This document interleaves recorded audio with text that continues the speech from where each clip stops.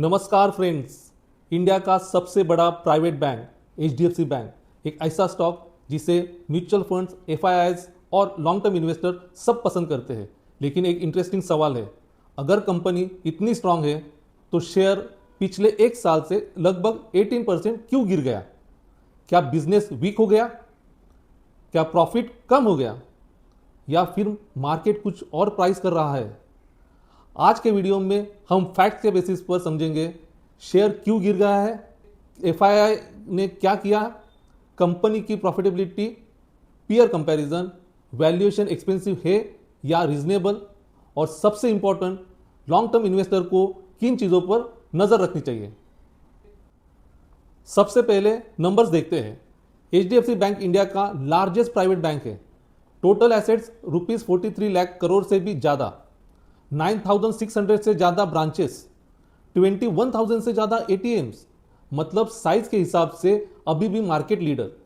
लेकिन stock market सिर्फ size को रिवॉर्ड नहीं करता, मार्केट फ्यूचर अर्निंग्स को भी प्राइस करता है, और वही प्रॉब्लम यहां शुरू है। चलिए रीजन देखते हैं। Reason number 1, merger effect. 2023 में एचडीएफसी लिमिटेड और एचडीएफसी बैंक मर्ज हुए। यह इंडिया का बिगेस्ट बैंकिंग मर्जर था। मर्जर के बाद लोन बुक बहुत बड़ा हो गया, बैलेंस शीट एक्सपांड हुई, लेकिन mortgage loans generally lower yield generate करते हैं। रिजल्ट, प्रॉफिट ग्रो हुआ, लेकिन प्रॉफिटेबिलिटी रेशियो थोड़ा प्रेशर में आ गया। Reason number 2, net interest margin, यानी net interest margin pre merger 4% के आसपास था, अब 3.5 या 3.5% के रेंज में आ गया। और बैंकिंग बिजनेस में नेट इंटरेस्ट मार्जिन बहुत इंपॉर्टेंट इंडिकेटर होता है। मार्केट इसी कंप्रेशन को क्लोजली मॉनिटर कर रहा है। Reason number 3, CEO succession. Market uncertainty को बिल्कुल पसंद नहीं करता। करंट सीईओ का टेनर अक्टूबर 2026 में कंप्लीट होने वाला है। बोर्ड और आरबीआई अप्रूवल को लेकर अनसर्टेनिटी रही। लीगल रिव्यू ने मैनेजमेंट को क्लीन चिट दी, लेकिन फाइनल सक्सेशन क्लैरिटी का वेट मार्केट कर रहा है। इसी वजह से वैल्यूएशन प्रेशर बना हुआ है। Reason number 4, foreign investor selling. ये बहुत इंपॉर्टेंट पॉइंट है। जून 2025 एफआई होल्डिंग 48.8%, मार्च 2026 44%, मतलब फॉरेन इन्वेस्टर ने अपनी होल्डिंग रिड्यूस की। जब एफआई सेल करते हैं तो शॉर्ट टर्म में शेयर प्राइस प्रेशर में आ जाता है। लेकिन इंटरेस्टिंग बात क्या है, डोमेस्टिक इंस्टीट्यूशन ने वही शेयर्स एक्यूमुलेट किए। डीआईआई होल्डिंग 35.8% से बढ़कर 40.2% हुई। यानी इंडियन म्यूचुअल फंड्स और इंश्योरेंस कंपनीज कंटिन्यूअसली बाइंग कर रहे हैं। अब सबसे इंपॉर्टेंट क्वेश्चन, शेयर गिरा तो बिजनेस भी गिरा? आंसर है नहीं। नंबर्स देखते हैं।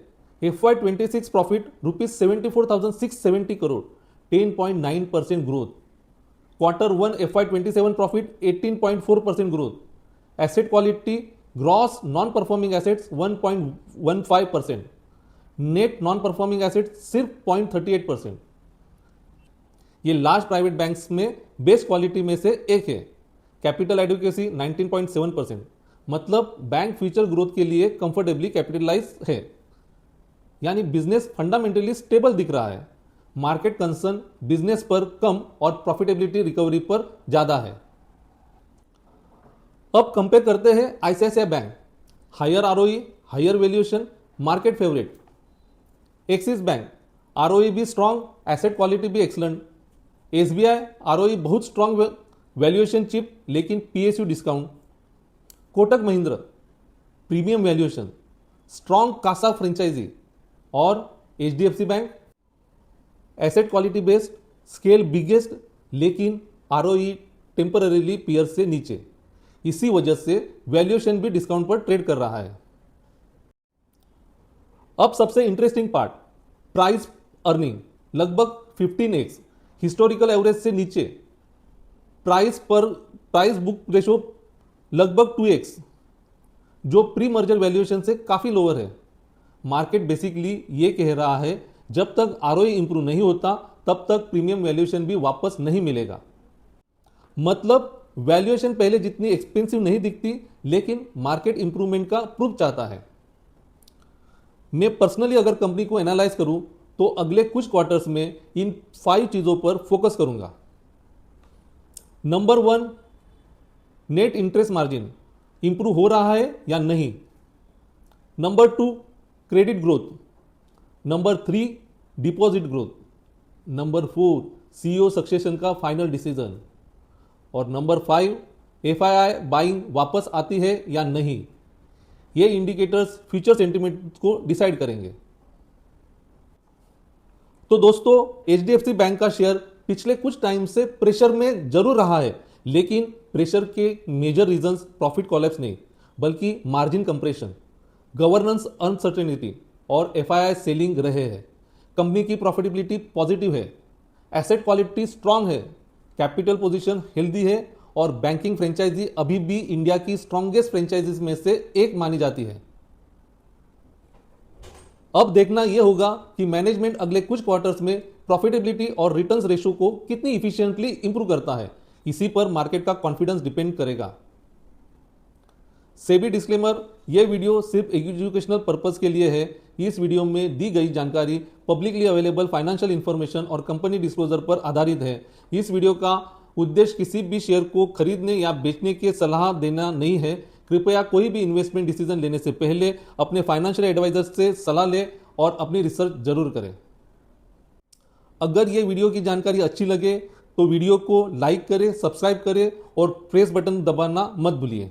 इसी तरह हम अगले वीडियो में मिलेंगे और फाइनेंशियल जानकारी और एक कंपनी की फंडामेंटल एनालिसिस के साथ में। निवेश करते रहिए, अपना वेल्थ का ध्यान रखिए।